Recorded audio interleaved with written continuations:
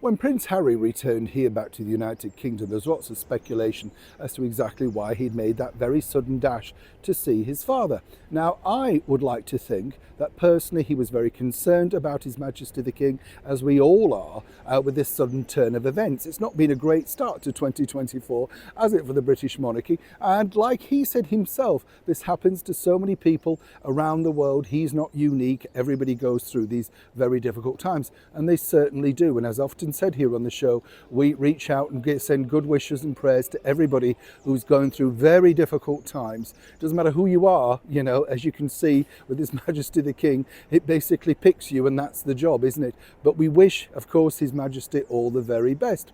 What's interesting here, though, is, as I say, everybody speculated about Prince Harry's return, seemingly a bit of a mercy dash without his children and, of course, without his wife. But they could dash off a few days later to Vegas and out to Canada and Vancouver for something of a media blitz. What's interesting to note, though, is it's now emerged that actually Prince Harry did have his eye on something else while he was over here visiting His Majesty the King. Let me explain. Morning, nice to see you. Thank you so much for your time today. I know I'm not being a village idiot. I'm just waving to you, my friends. I don't care what these people say. You're waving back? We'll do it again just to annoy them, shall we? Yes, anyway. By the way, did you know that apparently Golden Lyles, you know, golden syrup, if you're a fan of that, who wasn't when you were younger? Do you remember that? If your mum got a tin of that, you went in there secretly and dipped it in your pantry, didn't you? It was lovely, wasn't it? Now, of course, it's all bad for you, isn't it? But golden syrup, been going since the 1800s. Now, apparently, they're taking off the branding of the front because people are offended. Apparently, it's a dying lion. I never noticed it myself, but it's a dying lion, and, you know, people don't like it and they find it very offensive. Goodness, it's taken you, what, 100 and odd years to work that out, you know. Still delicious, though, if you can afford it. It's like everything, isn't it? Back to your royal story of the day. Yeah, Prince Harry, basically, as we know, came back and did all of that, and everybody was saying, oh, well, you know, it's nice that he's made the effort to go and see his father. But according to a very well-placed source, you know, as you know, with Harry, you know, there's always something of, as we say in the North, a further fetch. And you could understand the reason why he may have thought His Majesty the King, and maybe even Queen Camilla, said, look, you know, could you help out? We're a little bit strapped. It's not about that, though, is it? It's about the public. The public don't want them back, particularly Meghan Markle.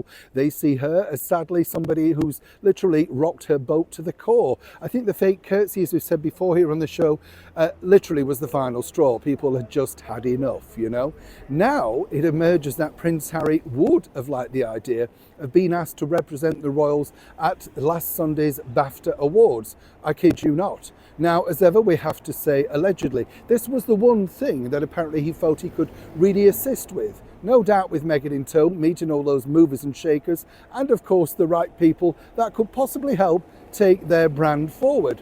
Now, as ever, you know, the speculative idea on this would have been that Harry himself would have undertaken this on behalf of the Prince of Wales. And it's interesting to note, as we told you recently, that the Prince of Wales couldn't make a decision as to whether he was going to be able to attend, because obviously he's looking after the Princess of Wales, Catherine, while she recovers from her own health issues.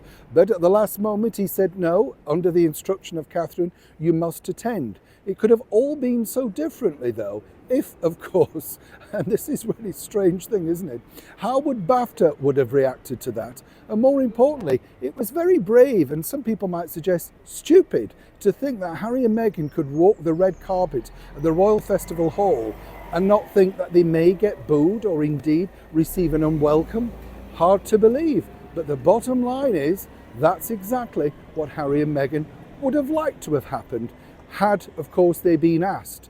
Obviously, at the 11th hour, we're grateful for the fact that the Prince of Wales managed to make it in the end. Neil Sean in the very heart of London.